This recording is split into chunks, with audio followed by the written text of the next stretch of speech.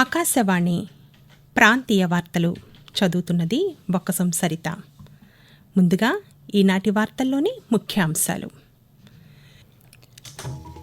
దేశ రక్షణ రంగాన్ని అత్యాధునిక సాంకేతికత ద్వారా బలోపేతం చేస్తున్నామని కేంద్ర రక్షణ శాఖ మంత్రి రాజ్నాథ్ సింగ్ అన్నారు.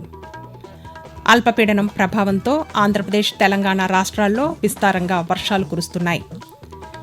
ఆంధ్రప్రదేశ్లోని కృష్ణా జిల్లా నాగాయలంకలో క్షిపణి ప్రయోగ కేంద్రం ఏర్పాటుకు కేంద్ర ప్రభుత్వం ఆమోదం తెలిపింది. రేషన్ బియ్యం అక్రమ రవాణా చేసే వారిపై కఠిన చర్యలు తీసుకుంటామని ఆంధ్రప్రదేశ్ పౌర సరఫరాల శాఖ మంత్రి నాదెండ్ల మనోహర్ అన్నారు. కళాశాలల్లో విద్య పూర్తి చేసిన ప్రతి ఒక్కరికి ఉద్యోగం లభించేలా పాఠ్య ప్రణాళికలను రూపొందించాలని ఆంధ్రప్రదేశ్ విద్యాశాఖ మంత్రి నారా లోకేష్ తెలిపారు. ఇక వార్తల్లోని వివరాలు. దేశ రక్షణ రంగాన్ని అత్యాధునిక సాంకేతికత ద్వారా బలోపేతం చేస్తున్నామని కేంద్ర రక్షణ శాఖ మంత్రి రాజ్నాథ్ సింగ్ అన్నారు. వికారాబాద్ జిల్లా దామగుండం రక్షిత అటవీ ప్రాంతంలో రాడార్ స్టేషన్ నిర్మాణానికి శంకుస్థాపన చేశారు. ఈ కార్యక్రమంలో తెలంగాణ ముఖ్యమంత్రి రేవంత్ రెడ్డి పాల్గొన్నారు.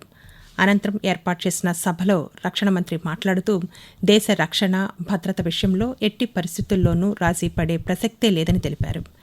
రక్షణ రంగ పరికరాల తయారీలో హైదరాబాదుకు గొప్ప పేరుందని, దేశాభివృద్ధిలో తెలంగాణ పాత్ర కీలకంగా మారిందన్నారు. దేశ భద్రత విషయంలో రాడార్ వ్యవస్థ పాత్ర కీలకమని రాజ్నాథ్ సింగ్ పేర్కొంటూ, समुद्र पर डोमिनेट जरूर किया है.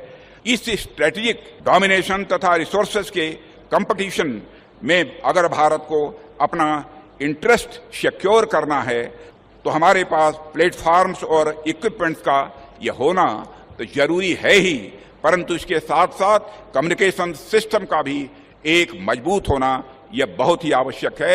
इसीलिए यह वेरी लो फ्रीक्वेंसी आज इसका जो यहाँ पर शिलान्यास हुआ है. అనంతరం ముఖ్యమంత్రి రేవంత్ రెడ్డి మాట్లాడుతూ దేశ భద్రత విషయంలో హైదరాబాద్ వ్యూహాత్మక ప్రాంతమని పేర్కొన్నారు. దేశ VLF రాడార్ ఏర్పాటుకు అత్యంత వ్యూహాత్మక ప్రాంతం వికారాబాద్ అని అన్నారు. బంగాళాఖాతంలో ఏర్పడిన తీవ్ర అల్పపీడనం ప్రభావంతో ఆంధ్రప్రదేశ్లోని దక్షిణ కోస్తా, రాయలసీమ జిల్లాల్లో విస్తారంగా వర్షాలు కురుస్తున్నాయి. అల్పపీడనం పశ్చిమ వాయువ్య దిశగా కదులుతూ నిన్న వాయుగుండంగా బలపడిందని, ఇది ఉత్తర తమిళనాడు, పుదుచ్చేరి, ఆంధ్రప్రదేశ్లోని దక్షిణ కోస్తా తీరాల వైపు కదులుతోందని, రేపు పుదుచ్చేరి, నెల్లూరు మధ్య తీరాన్ని తాకవచ్చని అమరావతి వాతావరణ కేంద్రం తెలిపింది.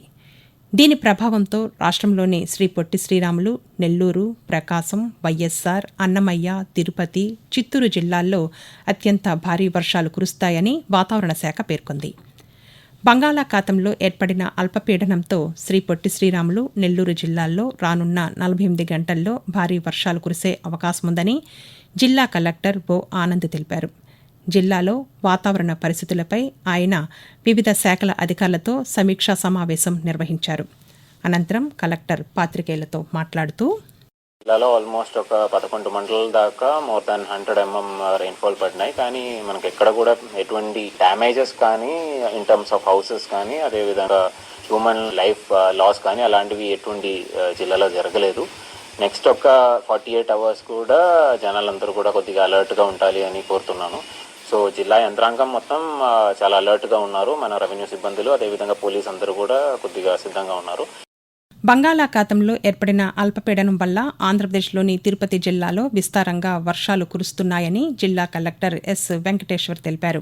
భారీ వర్షాల సూచన నేపథ్యంలో జిల్లా యంత్రాంగం చేపట్టిన చర్యలపై మా ఆకాశవాణి తిరుపతి జిల్లా ప్రతినిధి ఎన్ జగదీష్ మరిన్ని వివరాలను అందిస్తారు.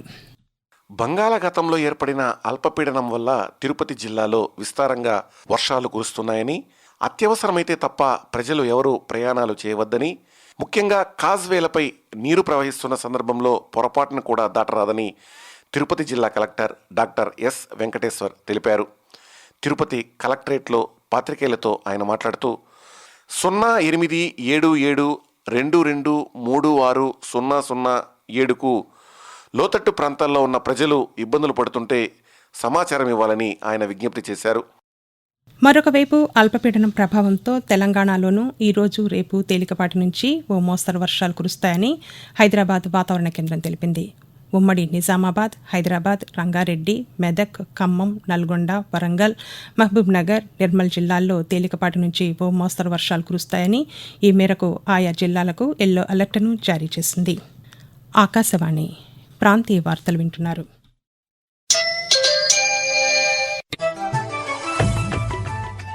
దేశ ఆర్థిక, రాజకీయ, సామాజిక, సాంస్కృతిక అంశాలకు సంబంధించిన నిరంతర వార్తా విశేషాల కోసం news on air YouTube channel ను, newsonair.gov.in వెబ్సైట్ ను, ట్విట్టర్ లో ఆల్ ఇండియా రేడియో న్యూస్ ను వీక్షించండి.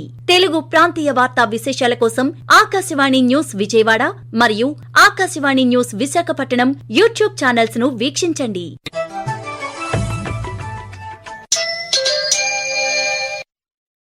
ఆంధ్రప్రదేశ్లోని కృష్ణా జిల్లా నాగాయలంకలో క్షిపణి ప్రయోగ కేంద్రం ఏర్పాటుకు కేంద్ర ప్రభుత్వం ఆమోదం తెలిపింది.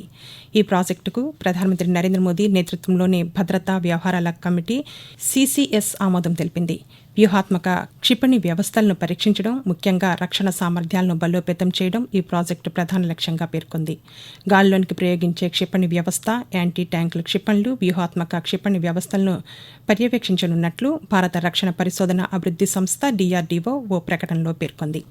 ఇదిలా ఉండగా కృష్ణా జిల్లాలో క్షిపణి ప్రయోగ కేంద్రం ఏర్పాటు చేయడానికి ఆమోదం తెలిపినందుకు ప్రధానమంత్రి నరేంద్ర మోదీ భద్రతా వ్యవహారాల కేబినెట్ కమిటీకి రాష్ట్ర ముఖ్యమంత్రి నారా చంద్రబాబు నాయుడు ధన్యవాదాలు తెలిపారు. ఇది కృష్ణా జిల్లాకు గర్వకారణమని, దేశ రక్షణ వ్యవస్థను బలోపేతం చేయడంలో ఈ కేంద్రం ముఖ్య పాత్ర పోషిస్తోందని సామాజిక మాధ్యమం ద్వారా తెలిపారు.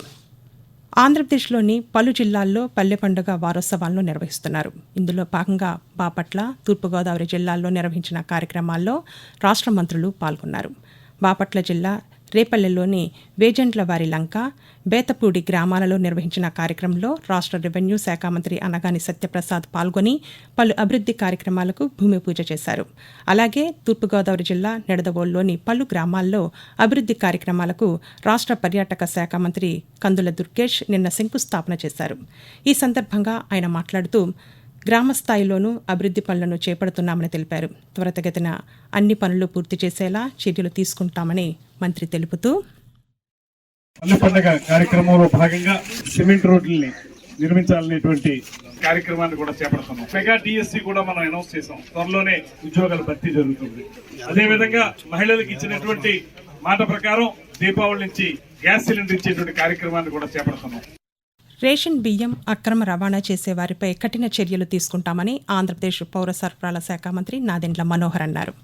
ఎన్టీఆర్ జిల్లా కంచికచర్ల మండలం పరిటాలలో స్థానిక రైస్ మిల్లులో గత రాత్రి పౌర సరఫరాల శాఖ అధికారులతో కలిసి మంత్రి ఆకస్మికంగా తనిఖీ చేసి రవాణాకు సిద్ధంగా ఉన్న రేషన్ బియ్యాన్ని జప్తు చేశారు. అనంతరం మంత్రి పాత్రికేయులతో మాట్లాడుతూ పూర్తి సమాచారంతో తనిఖీలు నిర్వహించామని, 103 టన్నుల రేషన్ బియ్యాన్ని గుర్తించామని చెప్పారు. పేదల ఆహార భద్రతకు సంబంధించిన చట్టం ఉల్లంఘనకు పాల్పడే వారిపై చర్యలు ఉంటాయని మంత్రి తెలిపారు. ఆంధ్రప్రదేశ్ కళాశాలల్లో విద్య పూర్తి చేసిన ప్రతి ఒక్కరికి ఉద్యోగం లభించేలా పాఠ్య ప్రణాళికలను రూపొందించాలని రాష్ట్ర విద్యాశాఖ మంత్రి నారా లోకేష్ తెలిపారు. గుంటూరు జిల్లా ఉండవల్లిలో నైపుణ్యాభివృద్ది సంస్థ అధికారులతో మంత్రి నిన్న సమీక్ష నిర్వహించారు. ఈ సందర్భంగా ఆయన మాట్లాడుతూ కళాశాలల్లో చదివే విద్యార్థులకు తగిన నైపుణ్యాలు అందించేలా నైపుణ్యాభివృద్ది విభాగం పనిచేయాలన్నారు. ప్రభుత్వ ప్రాధాన్యాలకు అనుగుణంగా ఆయా ప్రాంతాల్లోనే ITI, పాలిటెక్నిక్ విద్యార్థులకు సంబంధిత రంగాలలో నైపుణ్య శిక్షణ ఇవ్వాలని అధికారులను ఆదేశించారు. మంగళగిరిలో నిర్వహిస్తున్న నైపుణ్య గణనను ఈ నెలాఖరు కల్లా పూర్తి చేసి రాష్ట్ర వ్యాప్తంగా గణన ప్రారంభించాలని మంత్రి సూచించారు. వార్తలు ముగించే ముందు ముఖ్యాంశాలు మరోసారి. దేశ రక్షణ రంగాన్ని అత్యాధునిక సాంకేతికత ద్వారా బలోపేతం చేస్తున్నామని కేంద్ర రక్షణ శాఖ మంత్రి రాజ్నాథ్ సింగ్ అన్నారు. అల్పపీడనం ప్రభావంతో ఆంధ్రప్రదేశ్, తెలంగాణ రాష్ట్రాల్లో విస్తారంగా వర్షాలు కురుస్తున్నాయి. ఆంధ్రప్రదేశ్లోని కృష్ణా జిల్లా నాగాయలంకలో క్షిపణి ప్రయోగ కేంద్రం ఏర్పాటుకు కేంద్ర ప్రభుత్వం ఆమోదం తెలిపింది. రేషన్ బియ్యం అక్రమ రవాణా చేసే వారిపై కఠిన చర్యలు తీసుకుంటామని ఆంధ్రప్రదేశ్ పౌర సరఫరాల శాఖ మంత్రి నాదెండ్ల మనోహర్ అన్నారు. కళాశాలల్లో విద్య పూర్తి చేసిన ప్రతి ఒక్కరికి ఉద్యోగం లభించేలా పాఠ్య ప్రణాళికలను రూపొందించాలని ఆంధ్రప్రదేశ్ విద్యాశాఖ మంత్రి నారా లోకేష్ తెలిపారు. ఆకాశవాణి ప్రాంతీయ వార్తలు ఇంతటితో సమాప్తం.